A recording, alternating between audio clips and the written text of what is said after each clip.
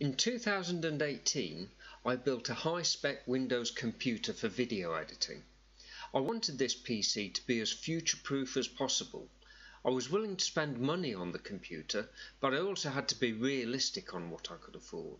By luck, I stumbled on a good money-saving strategy while also enabling me to purchase more RAM than I actually required.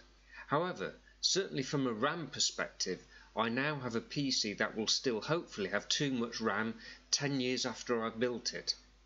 In order to install the maximum amount of RAM in my computer, I needed to install the highest capacity DIMMs that my motherboard would support, which in my case is 16 gig.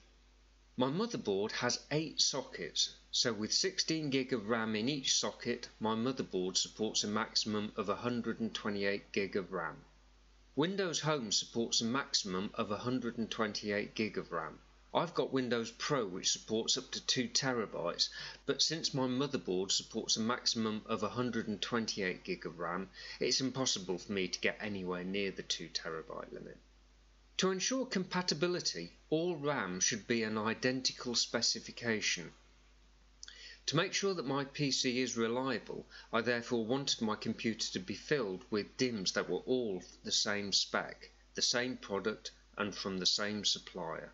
My initial purchase was therefore for a single 16 gig DIMM, which cost me £128.39. I was buying all the other components for my new computer at this time, so I didn't want to spend a fortune on RAM. I could have saved money by buying 2 8 gig DIMMs, but this would have then limited the total amount of RAM that I could install, so I bought the more expensive single 16 GB DIMM. 3 months later, I purchased a second 16 gig DIMM, so that I now had a total of 32 gig of RAM. When I purchased this, I was amazed to see that the price had dropped below £100. I saved almost £35, a 27% saving compared to my first 16 gig DIMM. A couple of months later, I purchased 2 more 16 gig DIMMs to double my computer's RAM from 32 to 64 gigs. My motherboard only supports 16, 32, 64, 96 and 128 gigs of RAM. So from now on, I had to purchase 2 16 gig DIMMs each time I added RAM to my motherboard. The price per 16 gig DIMM continued to tumble. It had now dropped from £128.39 to £93.59 and was now £82.80, a 36% saving compared to my first 16 gig DIMM. A month later, I purchased another couple of 16 gig DIMMs, this time at a price of £75 each. So I was now saving 42% compared to my first 16 gig DIMM. I'd now got 96 gig of RAM installed, more than enough. 2 months later, I checked the manufacturer's website and the price had dropped again to £67.80 per 16 gig DIMM. 96 gig of RAM is a lot, and I wasn't sure whether I should spend any more money on RAM.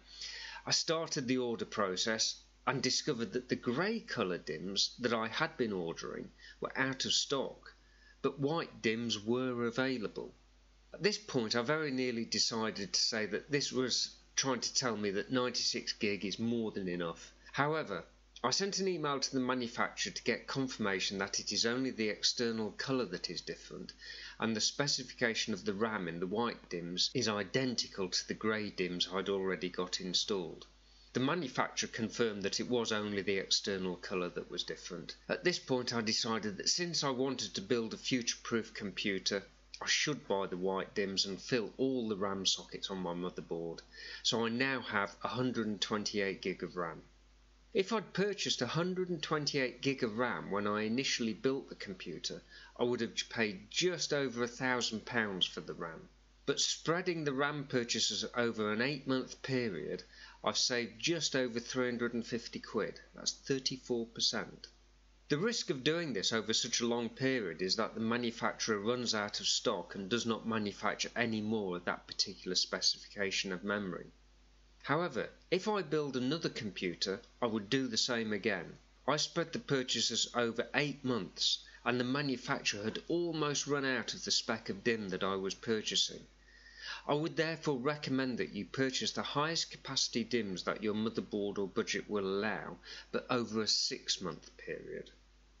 I hope this video has been helpful and you can save money as well on purchasing a lot of RAM for your computer.